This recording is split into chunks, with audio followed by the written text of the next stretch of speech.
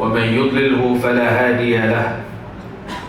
أشهد أن لا إله إلا الله وحده لا شريك له، وأشهد أن سيدنا محمدا عبده ورسوله وصفيه من بين خلقه وخليله. أما بعد،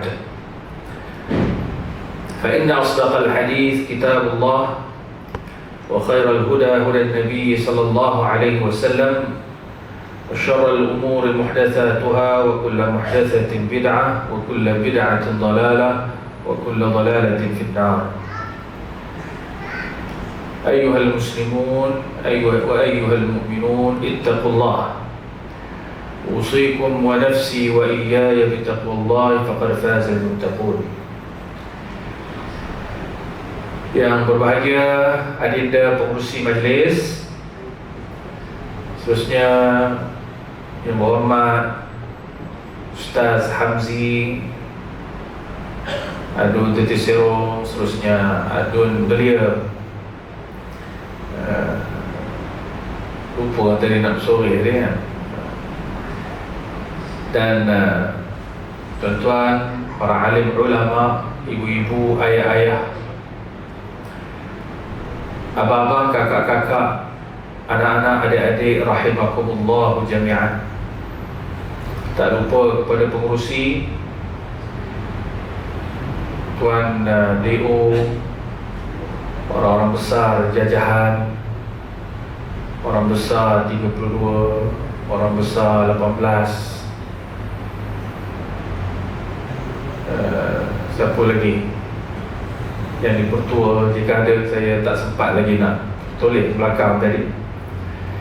Dan ayahda, tuan guru kita Ustaz Harun, sihat muanya, mudah-mudahan Allah berkati umurnya, dan seluruh keluarga Krian, Allah Subhanahu wa ta'ala memberkati umur, memberkati rezeki, memberkati masa, memberkati ilmu dan segalanya. Bila berada dalam masjid ini mengingatkan saya sekitar awal 90-an. Waktu itu umur saya 14 tahun. Apabila masuk ni, nak masuk Rajab ni, masuk Syaban kan, Rajab dah masuk Syaban dah, kemudian Ramadan. Umur tingkatan 2 tu, apabila dipilih dan dihantar oleh pihak pengurusan Ma'had Tafiz, tempat saya belajar, iaitu Ma'had Tafiz Al-Quran wal Qira'at Ad-Din, sama dengan YB kita pun daripada MTQ Ad-Din juga. Jadi sekitar tahun 98 gitu, 98-99. Jadi pihak sekolah pengurusan Ma'had Tafiz hantar saya waktu itu ke masjid ini untuk mengimamkan solat pada umur 14 tahun. Waktu tu tuan-tuan, bila datang tengok masjid, mak besar masjid ni, tengok makmum punya ramai, terketak-ketak. Sini ada tak yang umur 14 tahun ni, anak Tuan Haji tahu apa umur? Anak Tuan Haji 14. Katanya umur dia, cuma dia tinggi sikit macam pak dia. Saya tak ada tinggi sangat waktu tu. Duduk pun dia tu sebelah ni imam. Kemudian itulah tarawih yang pertama untuk tingkatan waktu itu. Dan kebetulan saya memang dah khatam kot waktu tu, dah khatam Quran. Kemudian ambil syahadah untuk mengulang Quran. Jadi pengulangan Quran yang paling bagus apabila mengimamkan salat, imamkan salat dan membaca di hadapan orang ramai. Jadi waktu tu ramai lah yang duduk tegur, baca tu tak berapa kemas lagi lah kan. Jadi kita ambil berat lah benda tu. Alhamdulillah, itu pengalaman pertama mengimamkan salat di khalayak ramai. Maksudnya di khalayak public waktu itu. Dan Alhamdulillah, bila saya mengingatkan zaman itu, antara doa yang saya selalu baca, Ya Allah, Kau kurniakanlah kepada diriku al-istiqamah. Kurniakanlah kepada diriku istiqamah dalam mengerjakan amal saleh. Kalau Kau kehendaki aku untuk berdamping dengan Quran, maka jadikan kehidupan aku keseluruhannya sehingga kematianku dengan Al-Quran. Allahumma arhamna bil Quranil azim waj'alhu lana imaman wa nuran wa hudan wa rahmah. Allahumma dhakkirna minhu ma nusina wa 'allimna minhu ma jahilna warzuqna tilawatahu ana al-laili wa atraf an-nahar 'ala al-wajhi alladhi yurdika 'anna. Doa tu saya tak lupa dan saya tak akan tinggalkan. Allahumma arhamna bil Quran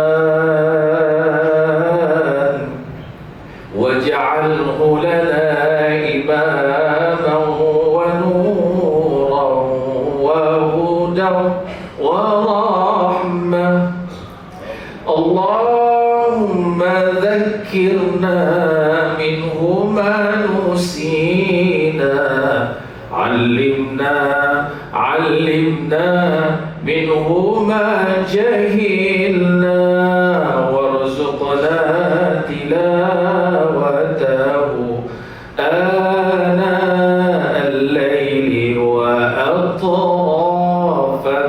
nahar waj'alhu lana hujjatan. Allahu Allah Allahu Allah Allahu Allahu Allah Allahu Allah Allahu Allah Allahu Allahu Allah. Itu doa. Dan supaya Allah merahmati kita dengan Quran, memberikan kita sentiasa dan berdamping dengan Quran. Apatah lagi pada saat ini kita sudah masuk dalam bulan Rajab. Kemudiannya nanti kita doa pada Allah, berkatilah aku dengan bulan Sya'ban. Ya Allah, temukanlah aku dengan bulan Ramadan. Mari kita baca sama-sama tuan-tuan. Allahumma barik lana fima razaqtana wa qina azabannar. Hai, nampak gaya lapor itu. Tapi itu bukan doa makan saja, itu doa supaya Allah berkati hidup kita dengan rezeki, dengan telah direzekikan. Ini betul-betul tuan. Allahumma barik lana fi Sya'ban. Allahumma barik lana fi Rajab wa Sya'ban wa ballighna Ramadan. Ya Allah, berkatilah kami dengan bulan Rajab dan bulan Sya'ban, terus sampaikanlah, temukanlah kami dengan bulan Ramadan. Orang-orang saleh, salafun saleh, mereka yang telah mendahului kita dengan iman, zikir mereka, bibir mereka sentiasa meniti dan membaca doa supaya temukan dengan bulan Ramadan. Kenapa bulan Ramadan? Dalam bulan Ramadan itu Allah datangkan kebaikan dan keberkatan yang berpanjangan. Bayangkan dengan satu malam sahaja, khairun min alfi syahr, lebih baik daripada 1000 bulan. Kita tuan-tuan, 1000 bulan tu kalau kita bilang tengok, lebih kurang 84 tahun ya. Minta angkat tangan tuan-tuan ibu ayah yang ada umur sampai 84 tahun, minta tolong tengok. Ya Allah, hebatnya ya, Allah panjangkan umur. Tuan guru kita dah dekat 78 kan. Nikmatnya Allah panjangkan umur ni. 84 tahun kalau siapa dapat umur yang macam tu, Masya Allah. Apatah lagi penuh dengan kebaikan.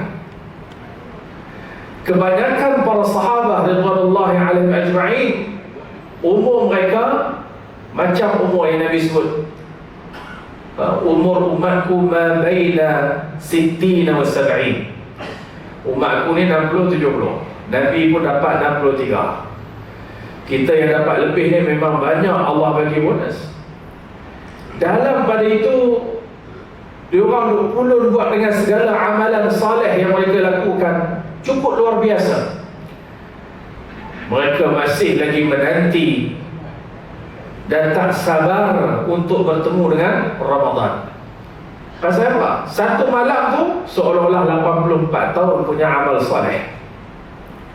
Tuan-tuan, sebab itu semua para sahabat, temukanlah kami dengan Ramadan ya Allah. Bila dah bertemu dengan Ramadan, apa doa mereka? Allahumma a'inna 'ala al-qiyami was-siyam. Ya Allah, bantulah aku untuk menghidupkan siangnya dengan puasa, malamnya dengan qiyam. Pasal nak dapat tu khairun min alfi syahr, lebih baik daripada 1000 bulan. Para hadirin dan rahmati Allah, alhamdulillah kita malam ini cuba merungkai bersama-sama satu peristiwa yang cukup agung yang terkena kepada batang tubuh Nabi kita sallallahu alaihi wasallam, iaitulah peristiwa Al-Isra wal Mi'raj. Peristiwa Al-Isra wal Mi'raj ini dirakamkan di dalam Quran, juga dirakamkan dalam hadis Nabi sallallahu alaihi wasallam. Peristiwa Al-Isra dirakamkan di mana? Dalam surah Al-Isra juzuk yang ke-15. Awal juzuk yang 15 tu Tuhan sebut tentang peristiwa Al-Isra. A'udzubillahi minasyaitonir rajim. Bismillahirrahmanirrahim. Subhanalladzi asra bi'abdihi laylan minal masjidil haram ila al-masjidil aqsa alladzi barakna hawlahu linuriyahu min ayatina innahu huwas sami'ul basir.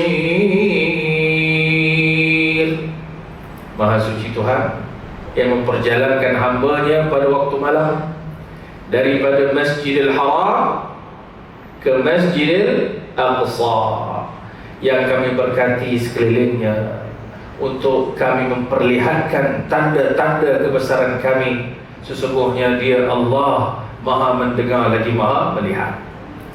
Para hadirin mukminin yang dirahmati Allah, itu peristiwa Al-Isra yang saban tahun kita kupas kisah ini. Masuk 27 Rajab, kita kupaslah peristiwa Isra Mi'raj. Tahun-tahun sebelum ni tuan-tuan, memang saya jarang, antara ceramah yang paling jarang saya ceramah peristiwanya ceramah Isra Mi'raj. Pasal apa? Time yang macam ni sama ada pergi Mekah, duduk di Mekah, atau duduk di Madinah dan Palestin. Tapi tahun ni tak berasa untuk pergi Palestin. Pasal apa? Kita tahulah yang baru-baru ni apa yang berlaku pada 7 Oktober, berlaku Taufan Al-Aqsa. Apabila berlakunya serangan daripada serangan hendak yang dilakukan oleh Brigade Al-Hamas, Brigade Al-Qassam, dia masuk, kemudian berlakulah apa yang berlaku yang kita perlihat selama hari ini. Jadi tak ada lah nak merasa pergi Palestin untuk tahun ni, tapi jangan lunturkan ataupun lupa untuk sama-sama kita doa agar dapat semula umat Islam daripada yang luar ni kembali ke Al-Quds dan melakukan salat di dalam Masjidil Aqsa. Itu jangan lupa. Baik itu tuan-tuan yang mati Allah, Allah rakamkan peristiwa memperjalankan hamba-Nya, iaitu Nabi kita Muhammad sallallahu alaihi wasallam, daripada Masjidil Haram ke Masjidil Aqsa. Ianya juga dirakamkan dalam satu hadis Nabi sallallahu alaihi wasallam. Hadis yang diriwayatkan oleh Anas bin Malik. Apa hadis Anas bin Malik? Panjang hadisnya. Anna Nabi sallallahu alaihi wasallam haddathahum an lailatin usriya bihi bainama ana fil hatim وربما قال في الحجر مضطجعا إذا أتاني آت فقد قال وسمعته يقول فشق ما بين هذه إلى هذه فقلت للجارود وهو إلى جنبي ما يعني به قال من ثغرة نحره إلى شعرته وسمعته يقول من قصتي إلى شعرته فاستخرج قلبي ثم أتيت bitastin min dhahabin mamlu'atin imanan faghusila qalbi thumma hushiya thumma u'ida thumma utitu bidabbatin dunal baghal wa fawqal himar abyad ila akhir hadis. Hadis ini panjang. Hadis yang menceritakan bagaimana berlakunya peristiwa Al-Isra, di mana Nabi kita sallallahu alaihi wasallam ketika berada di pembaringan, ketika Nabi tengah baring, muttaji'an, Nabi tengah baring.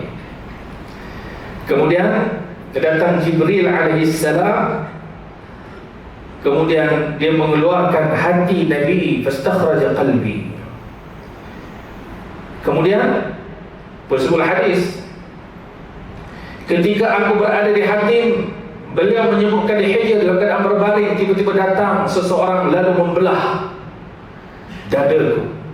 Rupanya orang yang pertama kena bypass apa tentang kita doa abang kan, lah ni orang duk risau. Tadi ini baru kejap ni, tadi pun tanya jumpa saya, Ustaz, agak-agak saya ni lepas tak Ustaz nak pergi Mekah ni, kan? Dapat tahu orang pergi Mekah, tapi duk risau pasal saya ni bypass. Pasal apa bypass? Yalah pasal jantung apa semua ni. Tabung haji bukan kena cek detail. Dia akan cek kita punya gula, kolesterol, darah tinggi, blood pressure, semua dia pakai cek. Saya duk risau lah, saya dah semua tu ada, 3 serangkai tu ada. Saya rasa duk risau lah, tawakal ala Allah, cek lah. Lepas tu husnuzan. Kita ni nak buat apa benda ni kena banyak husnuzan, baik sangka, tak ada masalah. Kalau Allah kata panggil, dia panggil lah. Sakit macam mana pun sampai. Sebab apa nak pergi Mekah ni tuan, panggilan Allah. وَأَذِّن فِي النَّاسِ بِالْحَجِّ يَأْتُوكَ رِجَالًا وَعَلَى كُلِّ ضَامِرٍ يَأْتِينَ مِنْ كُلِّ فَجٍّ عَمِيقٍ لِيَشْهَدُوا مَنَافِعَ لَهُمْ وَيَذْكُرُوا اسْمَ اللَّهِ فِي أَيَّامٍ مَّعْلُومَاتٍ عَلَى مَا رَزَقَهُمْ. Maksudnya Tuhan panggil wa'adzim fil nas bil hajj, Tuhan panggil untuk datang buat haji ni, iaitu karijalan, sama ada kamu datang secara jalan kaki, wa ala kulli dhamir yatina min kulli fajjin amik, atau berkenderaan mengendarai binatang seluruh pelosok dunia. Tuhan kalau panggil kita sampai. Jadi takut, macam mana Ustaz, di bypass ni saya ada 3 serangkai, kita duk fikir macam-macam. Kata insyaAllah tawakal, cek je, jaga makan, ada kontrol, ubat jangan tinggal, tawakal ala Allah. Tuhan panggil sampai. Pasal apa duk risau bypass? Kita tak perasan orang yang kena bypass juga adalah Nabi kita SAW. Dalam riwayat Anas bin Malik menyebut Nabi dibelah dadanya itu daripada mana? Qatadah kata daripada sini Hongkong ni sampai ke ni bawah daripada pusat. Dalam riwayat juga sebut sampai dekat atas daripada bulu ari-ari. Maknanya ni daripada sini sampai sini. Biasa orang bypass tahu nak. Ada ke panjang macam tu? Tak ada. Bypass ni sikit je, ambil tahu urat, ambil tahu ni sikit je. Nabi SAW daripada Hongkong sampai tahu ni kata tak ada. Panjang. Orang bersalin pun tak. Oh ya, atas sikit pusat, bawah sikit daripada pusat. Tapi Nabi punya panjang. Diambil qalb Nabi SAW, dicampakkan dengan iman. Dan riwayat lain juga menyebut dibasuh dengan air Zam-Zam dada baginda Nabi SAW. Kemudian laki-laki itu mengeluarkan kalbu, hatiku, kemudian dibawaku kepada sebuah baskom terbuat daripada emas yang dipenuhi dengan iman. Lalu dia mencuci hatiku, kemudian diisinya dengan iman dan diulanginya. Qalb Nabi itu, jantung Nabi itu dibasuh, dicuci, dibasuh, dicuci berulang kali. Kemudian aku didatangkan oleh seekor haiwan tunggangan yang berwarna putih, yang mana binatang itu seekor haiwan yang lebih kecil daripada bagal, namun lebih besar daripada keldai. Bagal ni tuan, kalau tuan tahu bagal ni keldai juga macam tu. Tapi bila hadis sebut bagal dan juga keldai, maknanya kalau kita bayangkan kuda tu, kalau keldai dia kecil sikit, kuda tu tinggi, jadi tengah sedang-sedang, yang berwarna putih. Lalu Al-Jarud berkata, apakah haiwan itu dinamakan Al-Buraq, wahai Abu Hamzah? Lalu Anas mengatakan, ya, Al-Buraq. Itu meletakkan langkah kakinya pada pandangan yang mata yang terjauh. Lalu aku menungganginya, kemudian aku berangkat bersama Jibril alaihissalam sehingga sampai ke langit dunia. Lalu Jibril meminta dibukakan pintu langit, kemudian dia ditanya, siapakah ini? Jawab Jibril alaihissalam, aku Jibril. Ditanyakan lagi, siapa orang yang bersamamu? Jibril menjawab, Muhammad. Ditanyakan, apakah telah dia diutuskan di atas muka bumi? Kemudian, ya, kata Jibril, lelaki ini telah pun diutuskan sebagai rasul di atas muka bumi. Lalu dikatakan kepada Nabi kita sallallahu alaihi wasallam, selamat datang baginya, dan ini sebaik-baik kedatangan orang yang datang. Maka pintu pun dibuka. Setelah melewatinya, aku berjumpa Adam alaihissalam. Kemudian Jibril alaihissalam berkata, ini adalah bapakmu Adam, bapakmu Adam, berilah salam kepadanya. Maka aku memberi salam kepada Adam alaihissalam. Sehinggalah Nabi naik satu tingkat ke satu tingkat. Peristiwa Al-Isra' cerita di darat.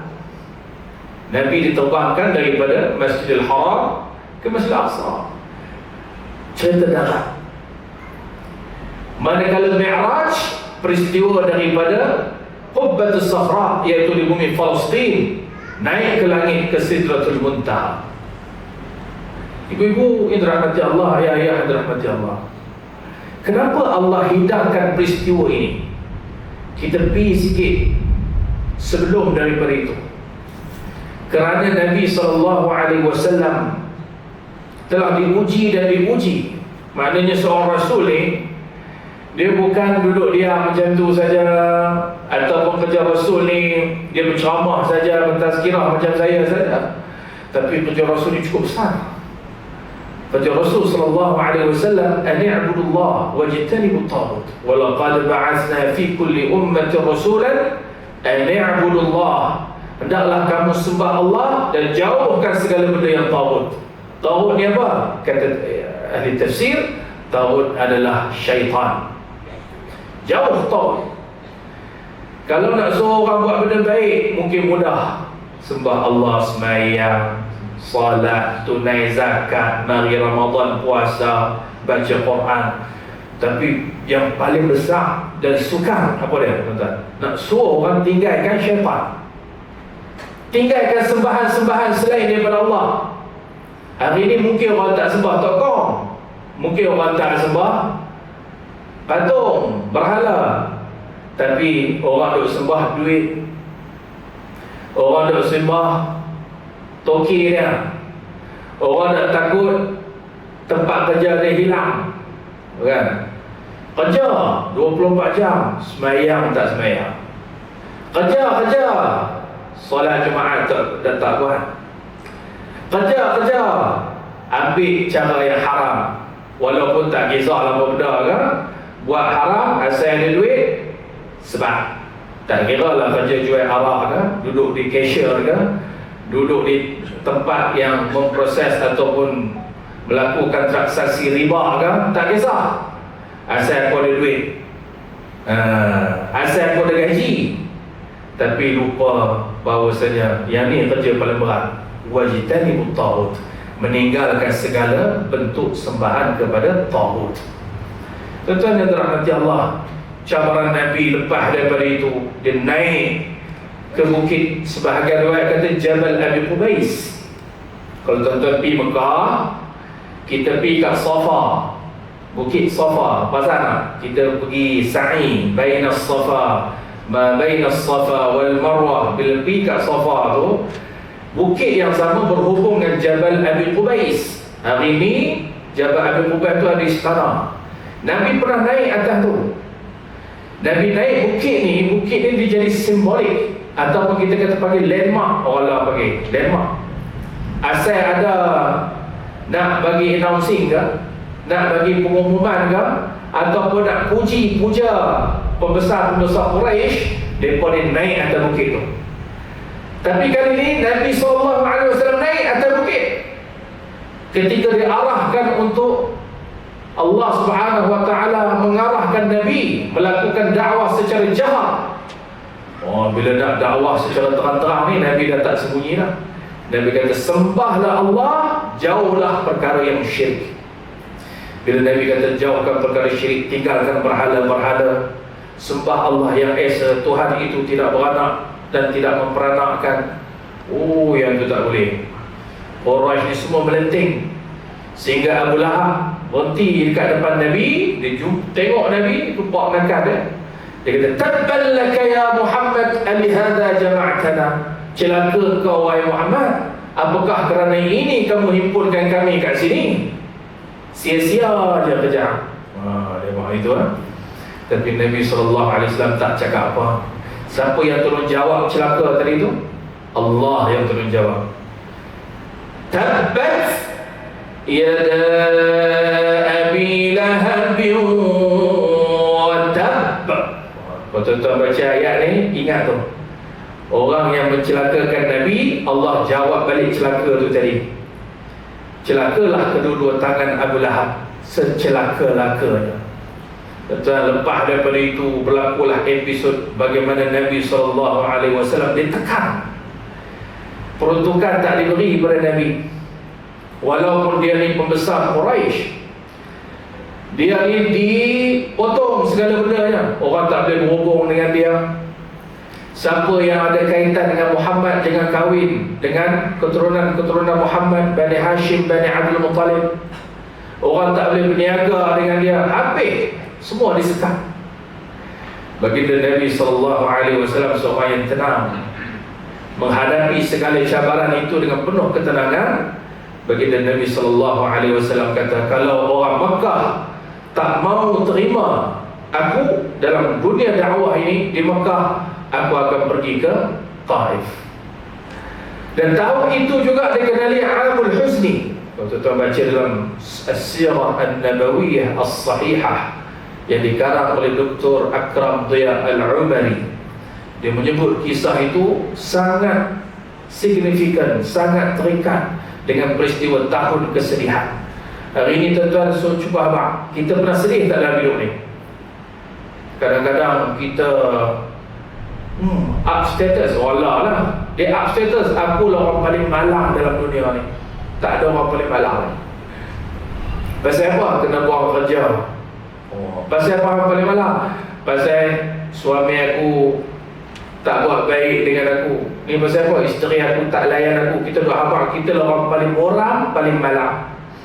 Kita meninggal satu orang anak yang paling disayangi, tiba-tiba Allah tarik nyawa dia. Kita hilang orang yang tersayang, ibu, pasal kena COVID, meninggal. Kita hilang orang yang tersayang depan kita. Cuba abang, adakah kesedihan yang sedang kita alami itu melebihi kesedihan yang terkena kepada Nabi kita, tubuh batang Nabi kita Muhammad SAW? Nabi kita lebih dahsyat. Nabi hilang orang yang tersayang tu daripada kecil.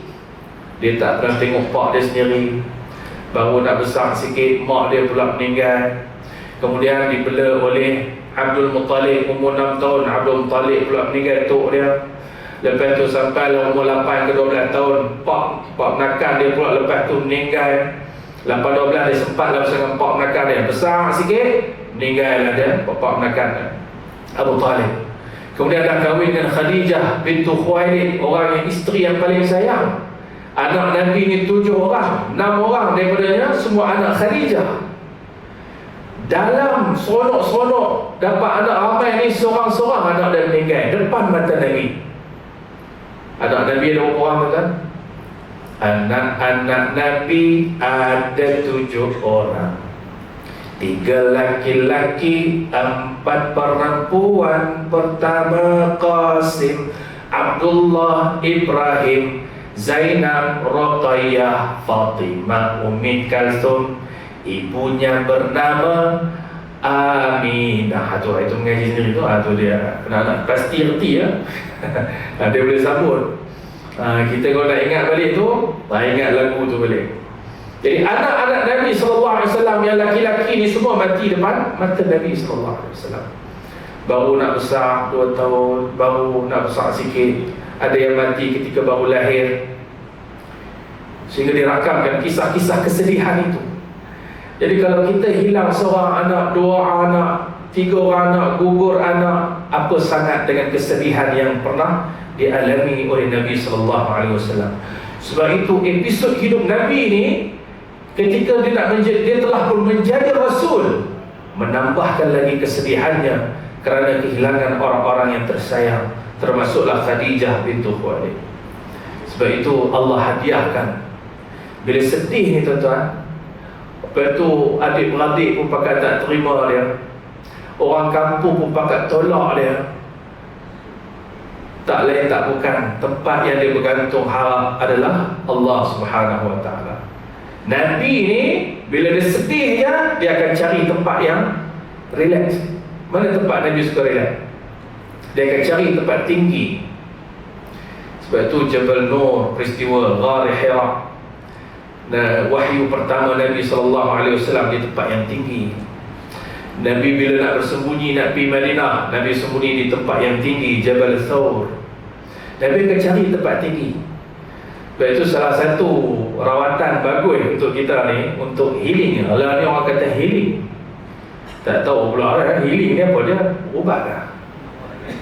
Healing apa dah? Ketenangan. Healing ketenangan. Bukan berubat ke healing? Nak cari tenang, nak berubat minda, cari tempat tinggi. Tuan-tuan, boring ni, tak tahu nak buat apa. Cuti-cuti ni, ajak maklum, jom Pak Long ajak maklum panjat bukit. Contohnya keliling kita ni ada bukit apa? Dekat-dekat ni, Kepedang semua. Bukit Angin, tinggi ya? Tempat kami di Kuala Kangsar tu banyak bukit. Antara yang paling top kalau tuan-tuan pergi Kuala Kangsar, Bukit Liman Kati. Lah ni ramai lah, satu ahad dia penuh Bukit Liman. Mereka dah ingat macam Jabal Nur tu, tak tahulah, ramai satu ahad. Ramai lah. Jadi dia boleh healing. Daripada Kuala Kangsar sampai ke Gerik tu tuan-tuan, semua bukit macam-macam jenis bukit, ratus-ratus jenis bukit. Jadi bila naik bukit ni tengok ke langit, Nabi, sifat Nabi akan bermunajat kepada Allah. Antara konsep healing yang paling bagus ialah zikir dan fikir. Dalam Quran sebut zikir dan fikir. Zikir mengingati Allah Subhanahu Wa Taala dan selalu tafakkur. Dalam Quran sebut apa? Inna fi khalqis samawati wal ard wa ikhtilafil laili wan nahar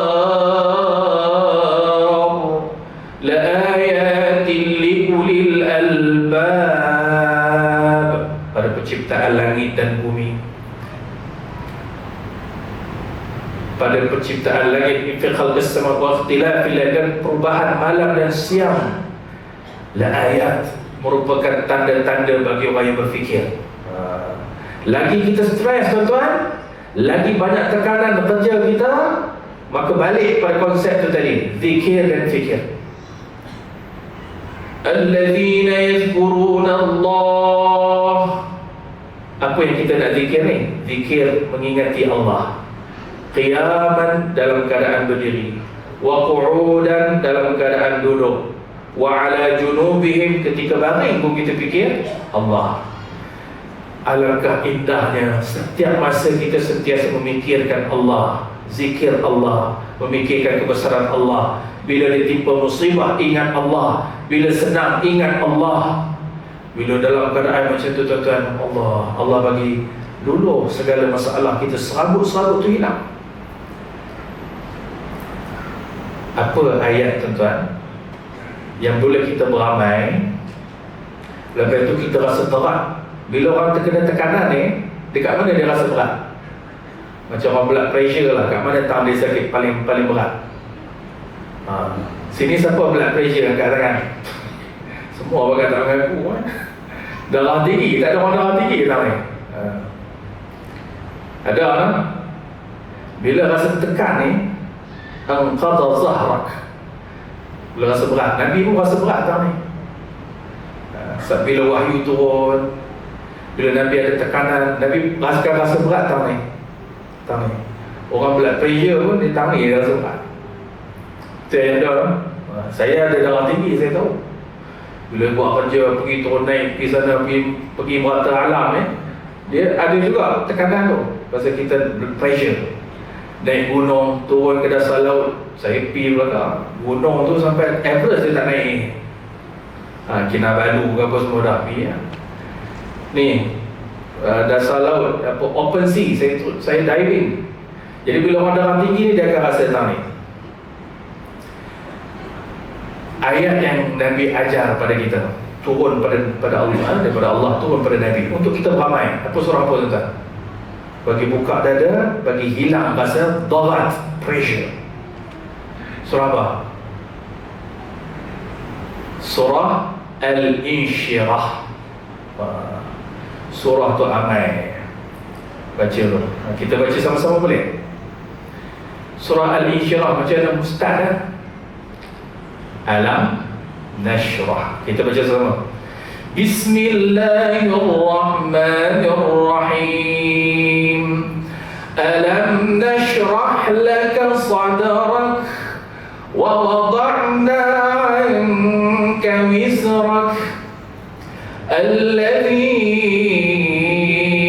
anqadha dhahrak wa rafa'na laka dhikrak فإن مع العسر يسرا إن مع العسر يسرا فإذا فرغت فانصب وإلى ربك فارغب.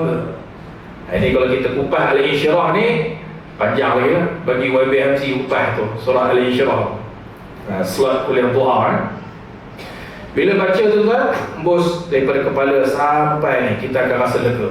Allah bagi cukup luar biasa. Segala kekusutan dan segala tekanan itu akan hilang sedikit demi sedikit. Ibu ayah para hadirin yang dirahmati Allah, Nabi SAW dapat tekanan yang cukup luar biasa, sehinggalah dia pergi ke Taif pun dia duk ingatkan orang Taif ni sejuk-sejuk, tempat sejuk macam Cameron Highland kan, mesti orang dia sejuk, dia relax, tak panas barang macam orang Mekah. Saya bila ceramah macam ni, orang yang pergi Mekah dia kata, ustaz betul ke orang Mekah ni panas barang? Saya kata nanti pergi tengok betul tak panas barang. Tuan-tuan pergi masuk masjid, polis dia mengganas saya, harik ya haj, harik ya haj. Ya haji ya harik. Apa maksud tu? Jalan-jalan, kita baru nak diri sat, nak tengok Kaabah suruh berjalan lah. Baru nak duduk i'tikaf suruh bangun lah. Betul tak suruh pernah Mekah? Sebab dia kasar sikit orang Mekah ni. Dan sesuai lah dengan keadaan tu, dia nak handle ratus ribu. Betul ya tuan-tuan? Jadi dia pun ni kasar sikit. Orang pergi keluar masjid, baru nak keluar, tengok taksi keluar. Haji, haram. Baru keluar daripada hotel kan. Haram, bagi yang sebelah dia pula, Jeddah, haram Jeddah. Kita kata, apa Arab ni haram Jeddah kat aku ni. Itu yang kita balik marah kat orang tu, haram Jeddah betul. Tapi sebenarnya haram Jeddah ni asal usul dia tuan-tuan, itu cerita Mekah tu lah. Haram ni maksudnya Masjidil Haram. Siapa nak pergi Masjidil Haram, pergi ikut ni, naik taksi 1 kilometer, hotel dia jauh 1 kilometer, naik taksi pergi lah Masjidil Haram. Jeddah tu apa dia? Jeddah di Jeddah tu yang haram Jeddah. Nanti Allah, orang kita duk ingat itu panas barang. Tapi memang suara mereka macam tu, tune macam tu. Bayangkan takat belum marah pun nampak macam marah. Kalau marah orang Arab ni macam mana? Memang teruk. Dengan anak saudara sendiri pun Nabi kita Muhammad SAW, mereka buat lebih kurang. Sehingga dirakamkan Ikrimah bin Abi Jahal, masa Nabi tengah semayang di hadapan Kaabah, Abu Jahal dia ambil perut unta tu yang dah kena sembelih tu, perut unta tu kira nak buang tai semua segala mak nenek dalam tu, letak dekat belakang Nabi. Ikrimah pun dia ulang benda yang sama. Setiap kali Nabi semayang, macam lepak dia buat, dia pun pakat buat, letak belakang Nabi SAW. Bayangkan tengah semayang, punya dia hina dan mempersedakan Nabi kita SAW. Tapi Nabi kita ni cool, bukan senang. Nabi ni cukup tenang, cukup relax menghadapi segala kekerasan itu. Sehinggalah bila pergi kat Taif, orang Taif pun perlaku Nabi SAW lebih kurang macam tu. Sehinggalah Jibril alaihissalam menawarkan, cerita ni selalu kita duk dengar, tawarkan kepada Nabi, wahai Nabi, mahukah aku hempapkan kepada penduduk Bani Thaqif. Bani Thaqif ni siapa dia? Orang yang duduk di Taif. Kenapa Nabi duduk pergi Taif? Nabi duduk ingat orang Thaqif ni akan terima dakwah dia, pasal mereka ni kenal Quraisy. Mereka ni bau-bau bacang dengan Quraisy, adik-beradik juga. Jadi pergilah jumpa Bani Thaqif, kok terima dia. Rupanya sama juga. Jibril AS kata, mau tak aku hempapkan penduduk Taif ini dengan Al-Akhshabain, dua gunung yang paling tinggi, aku hempapkan kepada mereka. Kita tuan-tuan kalau orang marah macam tu, maki kita, baling batu, baling botol kat kita, tiba-tiba Jibril main offer kat kita, nak atau kau hempak mereka dengan bukit. Apa tuan-tuan nak buat kat Jibril?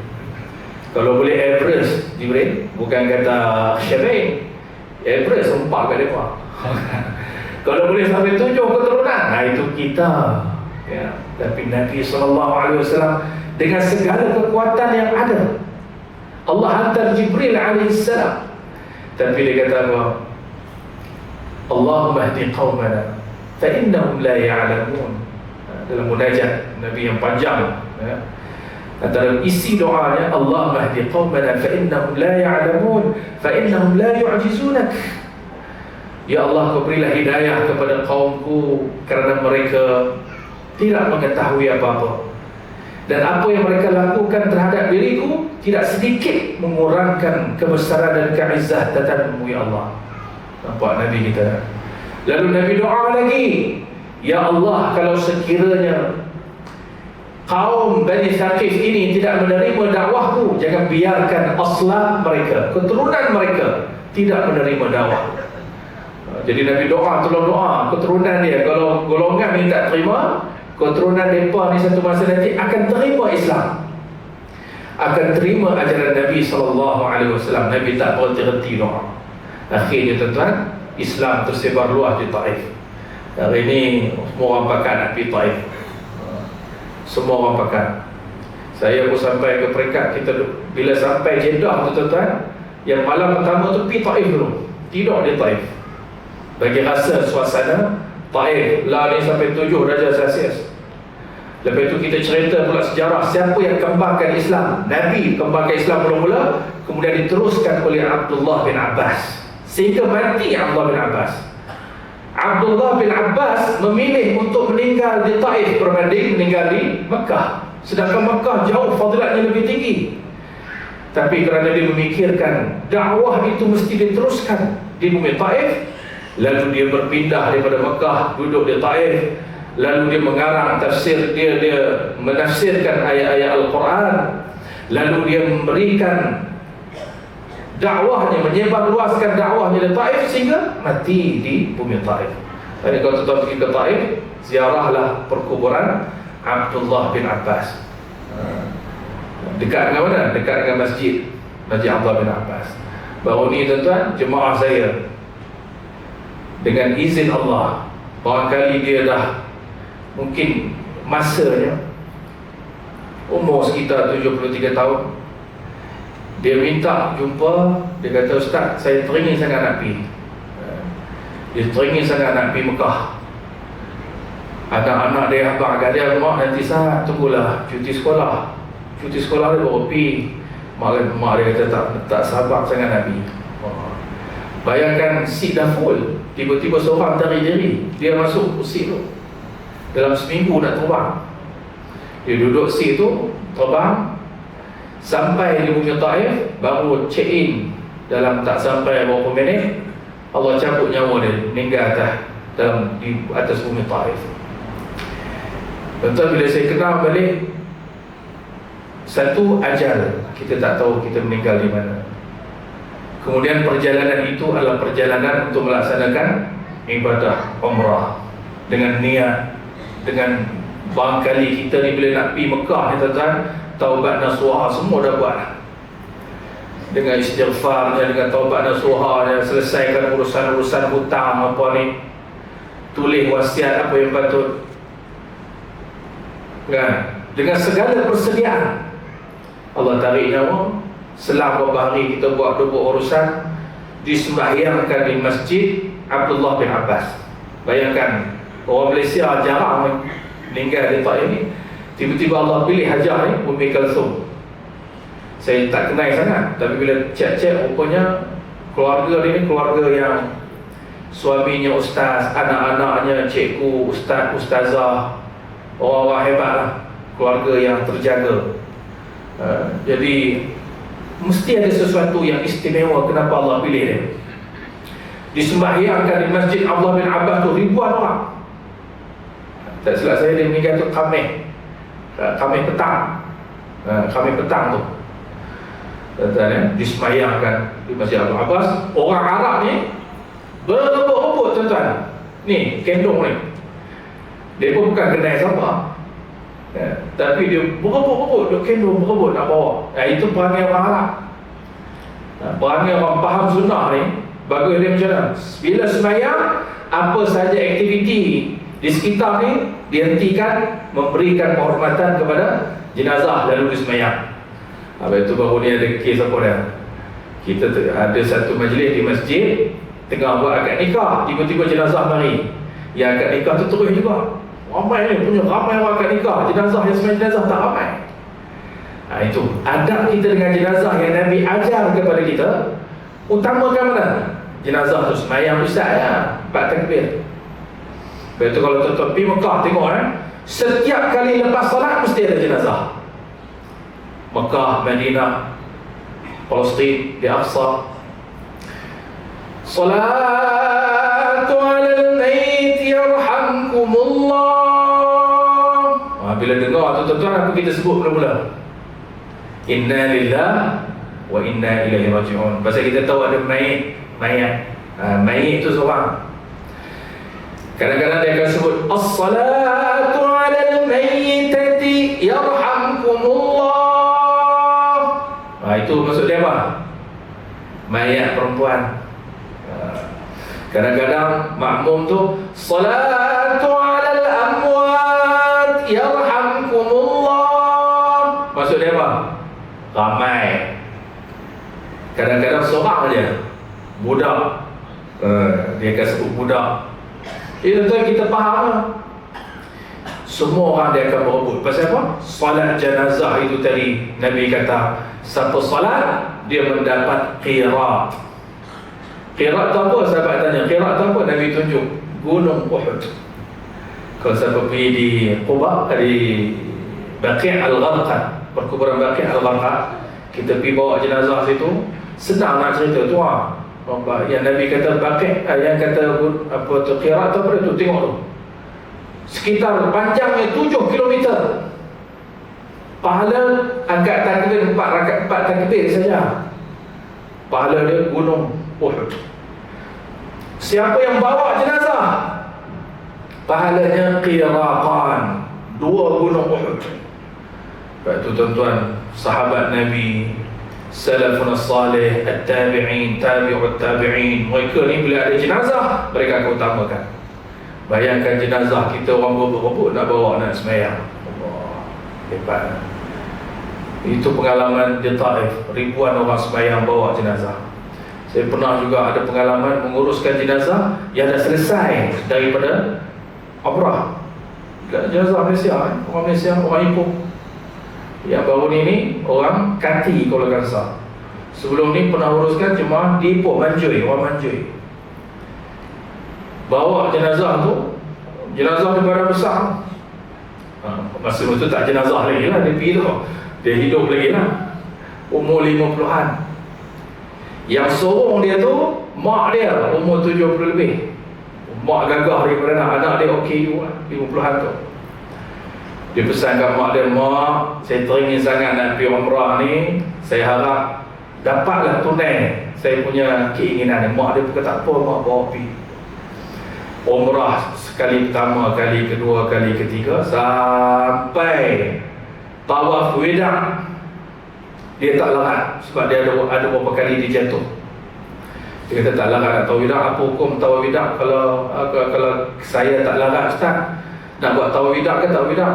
Ada kelonggaran. Orang sakit, orang haid, dia boleh dibenarkan mengambil rukhsah tidak melakukan tawaf wida'. Jadi dia pun tunggulah, dia tunggu mak dia yang ni jemaah-jemaah dia buat tawaf wida', tawaf perpisahan. Balik masuk hotel, tengok dia dah sesak nafas lah. Ya. Mak dia pun sebutlah, bacalah la ilaha illallah wa Muhammad Rasulullah, baca sempat ni. Dia pun ikutlah mulut mak dia, la ilaha illallah Muhammad. Allah tarik dada tu juga. Allah, tengok dia pergi tu, saya pun renung lama sekali, senang betul dia pergi. Dah elok semua buat umrah, orang dah tawaf wida', rupanya wida' betul.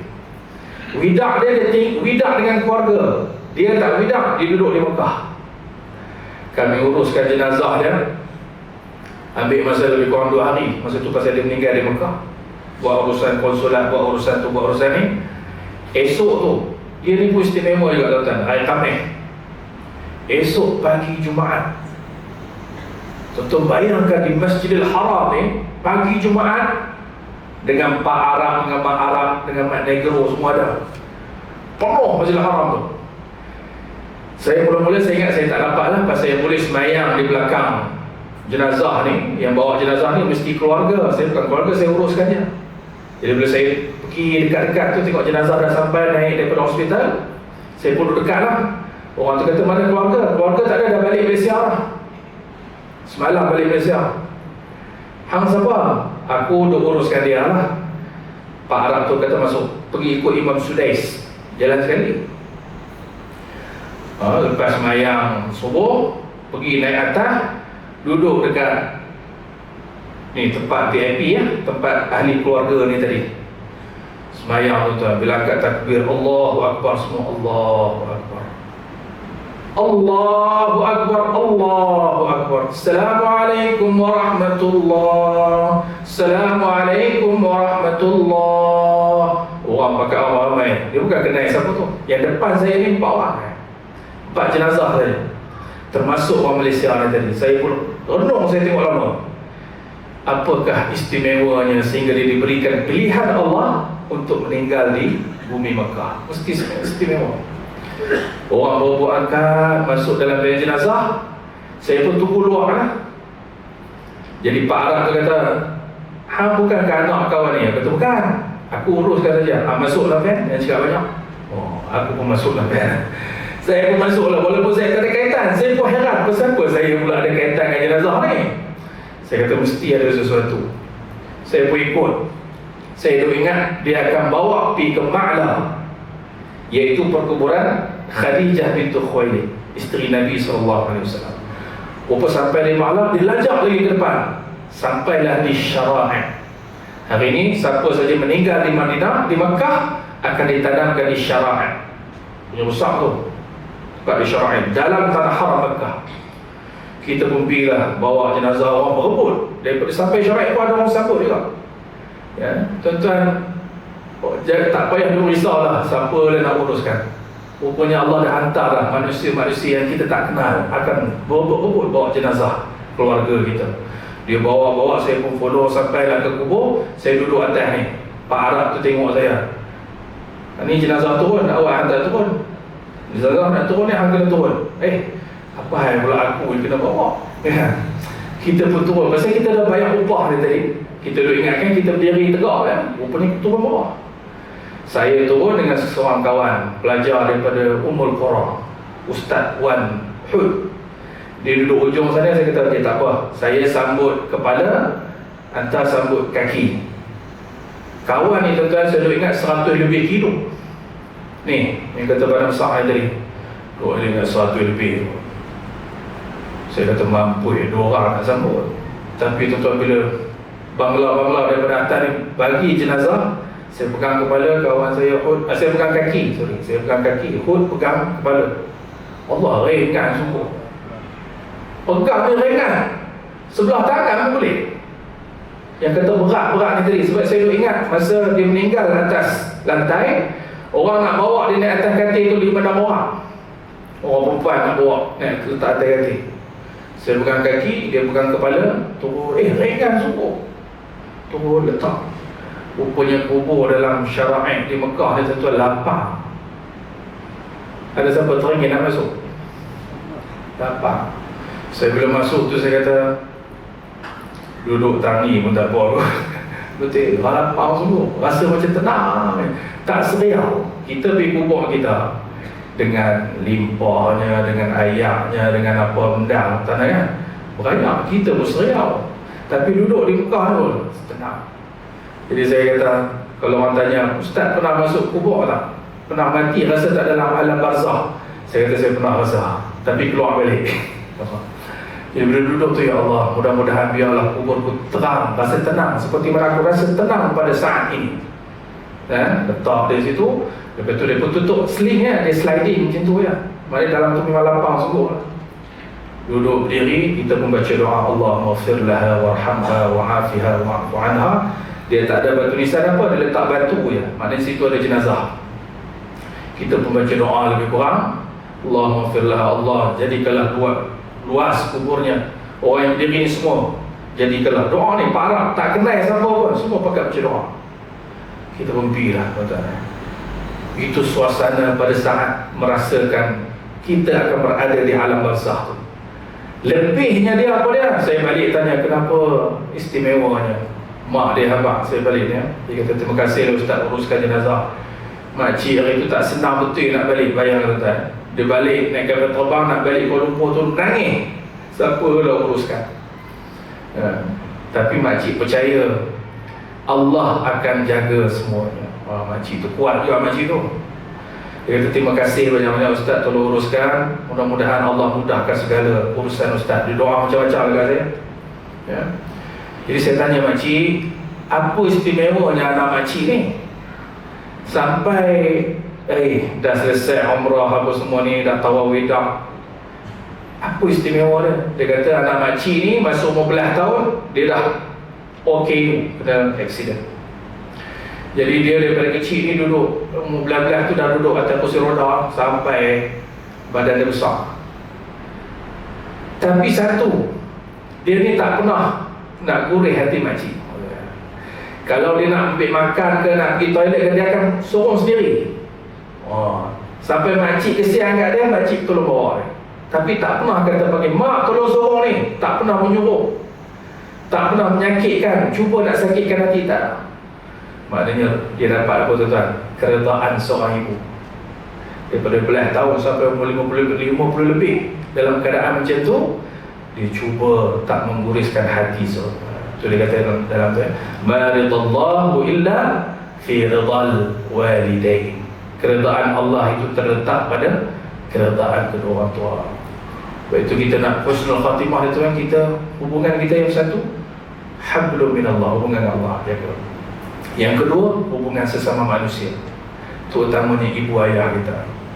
Kalau kita ada ibu ayah yang masih terlentang dalam rumah kita, atas katil kita, buatlah sehabis mungkin. Walaupun kadang-kadang memang kesabaran tu cukup luar biasa nak kita tanggung. Tapi ingatlah, kalau dia meninggal di saat dia redha dengan kita, keredaan Allah akan berpanjangan. Tuan-tuan yang dirahmati Allah, itu pengalaman ketika mana menguruskan jenazah di Mekah, Madinah. Daripada Isra' tadi, cerita Isra' tu masuk ke cerita ni tadi ya. Jadi Nabi SAW mengalami kesemua perasaan itu, sehinggalah Allah hadiahkan Al-Isra'. dengan menaiki Buraq sampai ke Baitul Maqdis, daripada Baitul Maqdis naik ke Sidratul Muntaha, bertemu dengan para anbiya alaihi wassalatu wassalam, lalu dianugerahkan satu peristiwa, dianugerahkan pensyariatan yang paling besar kepada umat ini, iaitu syariat salat. Itulah bermula dari peristiwa itu. Diperintahkan dengan 50, dikurang, jumpa Nabi Musa alaihissalam. Nabi Musa kata pergi minta kurang 5, sampailah 5 waktu sehari semalam yang kita duk buat ni. Sebab itu tuan-tuan dan rahmati Allah, besarnya apa yang Allah perintahkan kepada Nabi, dan melalui peristiwa demi peristiwa yang Nabi lalui ini, sehinggalah kepada salat. Rupanya salat ini boleh healing. Salat ini akan meredakan banyak perkara.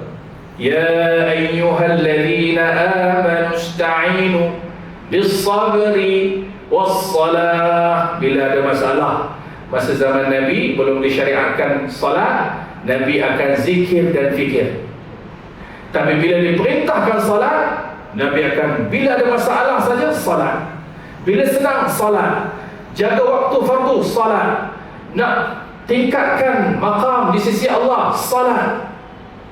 Wa minal laili fatahajjad bihi nafilatan lak asa an yab'athaka rabbuka maqaman mahmuda. Allah tingkatkan darajat kita dengan menjaga salat fardu dan memperbanyakkan salat sunat. Sebab itu tuan-tuan, imarahkan rumah kita, imarahkan masjid kita dengan salat. Hari ini hashtag apa dia?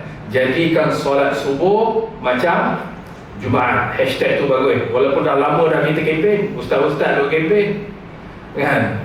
Kerajaan negeri duk kempen, Jabatan Agama Islam duk kempen.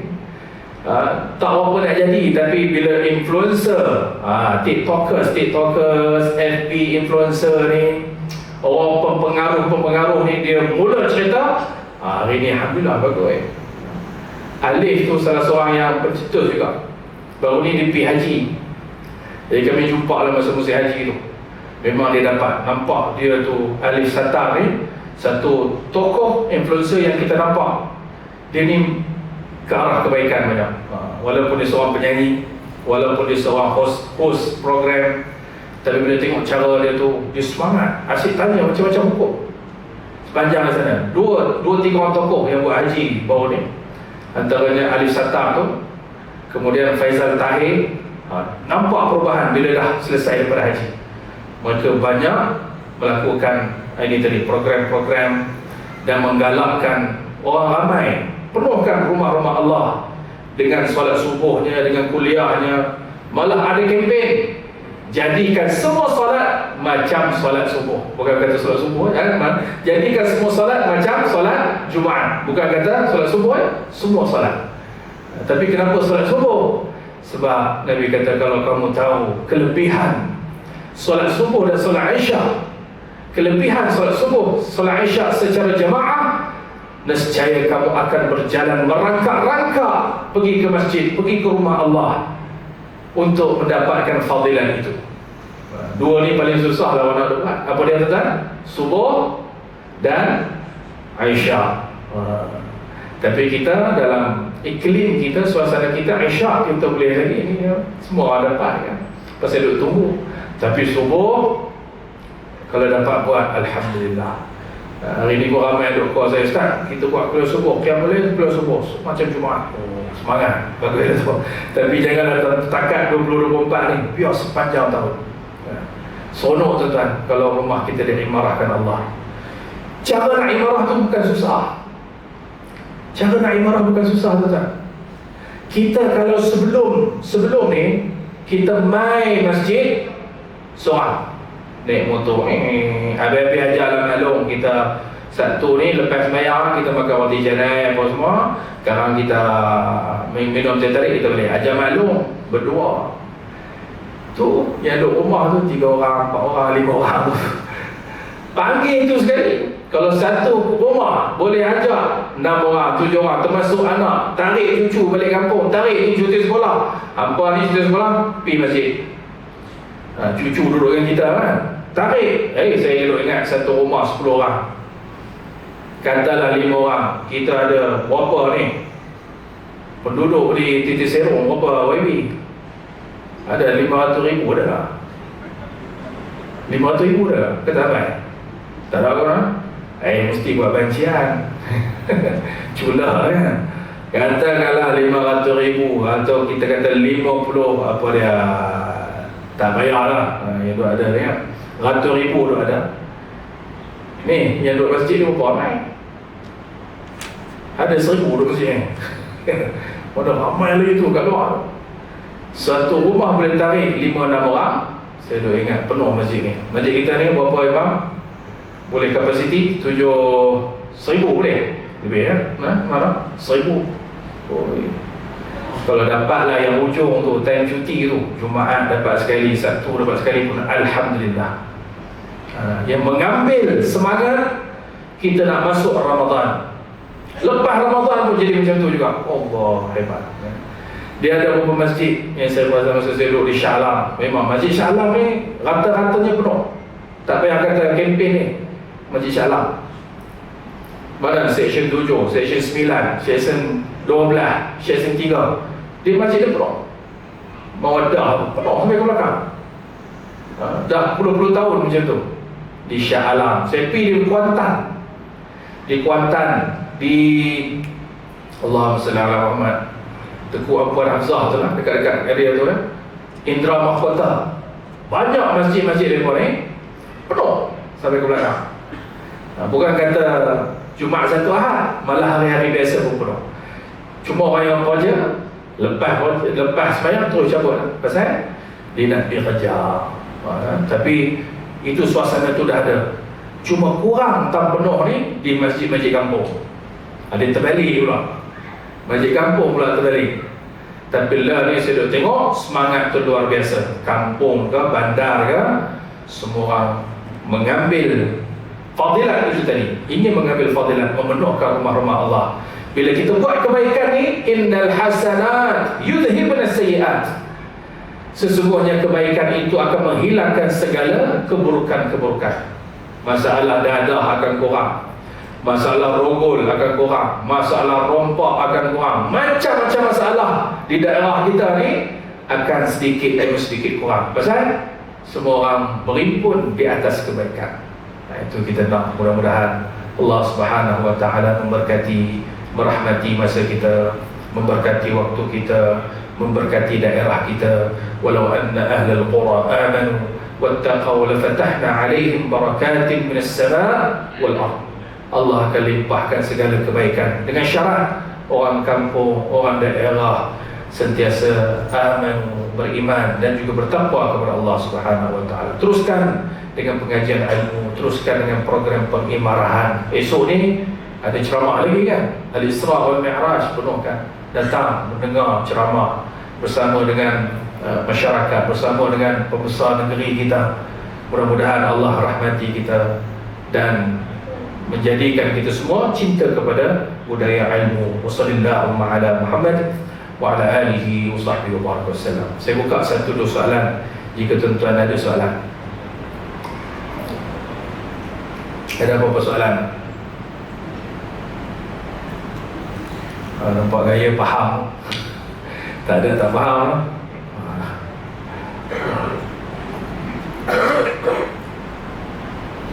Jadi insya-Allah Allah rahmati kita.